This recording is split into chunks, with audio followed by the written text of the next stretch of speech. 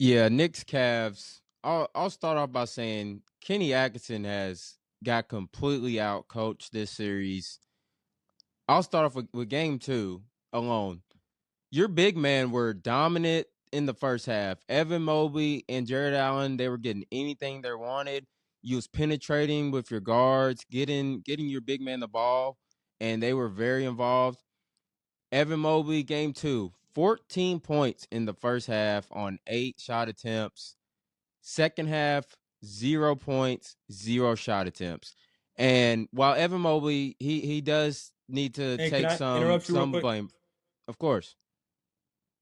That right there, that is a perfect example. Evan Mobley having 14 points and 0 shot attempts in the second half is really a perfect example of really both the coach and the player being at fault because Exactly. the coach should run stuff for you, but I mean the player's got to be aggressive too. It's a combination of the coach.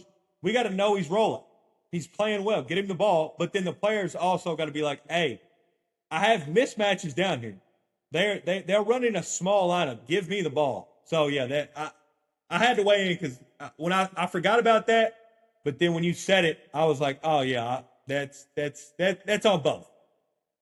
Yeah, you took the words right out of my mouth. Like Mobley, he's a guy even at the power forward position that can get downhill and still score on his own. So I think there's no way you shoot 0 shots in the second half after going off in the first half.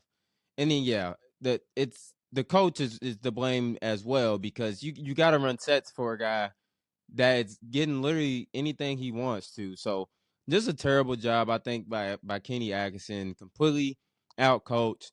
But also the Cavs as a whole, shooting 39% from the field is you're not going to win a playoff game like that most of the time. Second half, you was penetrating to the paint, getting open shots, and your shooters weren't hitting it as well. Strus, Sam Merrill, you combined for 215, and for the first two guys coming off your bench, that just can't happen as well. But yeah, and then on the defensive end, I think Kenny Atkinson, it was a complete overreaction from game one. Yes, Brunson went off in the second half against you, but if you look at most of those buckets, it's there was no switches, or excuse me, you were switching.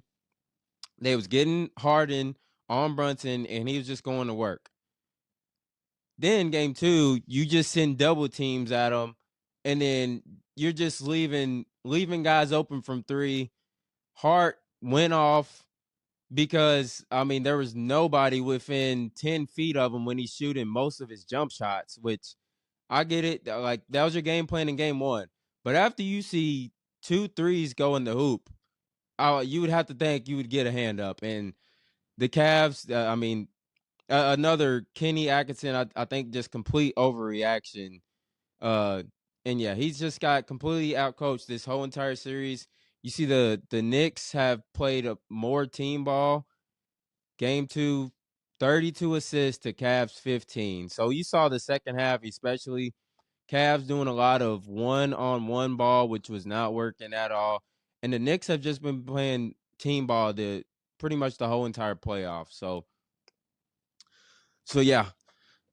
But yeah, Cavs have just looked lifeless at too many times in the playoffs. A lot of that I think has to go to coaching. There just really hasn't been a lot of excitement on their end. They just look like they're out there playing pickup basketball for a lot of the time. They've also shot terrible from the free throw line. Haven't shot, I don't think, over 70% in any of the 3 games to start, which that's not going to help you either. And then yeah, the Knicks on a historic run, 10-game win streak, and they've just been sharing the ball. They're playing like a true team. And I agree with you, Fred. I think if they looks like they will make it to the NBA Finals, I think they'll give the Spurs or the Thunder a run for their money. Both times they played the Thunder in the regular season, they played pretty close games. And we saw them play close games with the Spurs as well, also beat them in the regular season. So I do think the Knicks, just the way they're playing, they look like a team that is hungry and really wants a NBA Finals. So yeah, done just a great job. And then they've really imposed their will this series in the paint, whether it's screens to the basket, cuts to the baskets, back doors. They're just finding ways to get to the paint, and they're making their jump shots, their wide open shots. Their starters have been magnificent, and their bench has been pretty good as well, getting a lot of production from their bench. It's like when you look at the Knicks, like anybody can pop off at any time. So really love.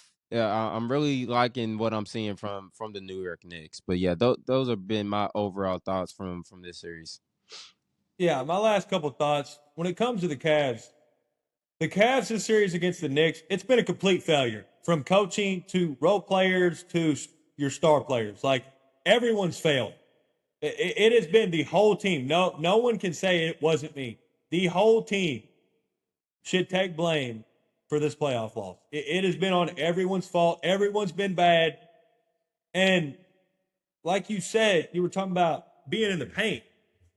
That's hilarious to me that the Cavs can get dominated in the paint when they're as big as they are and they have 2 7-footers in their lineup.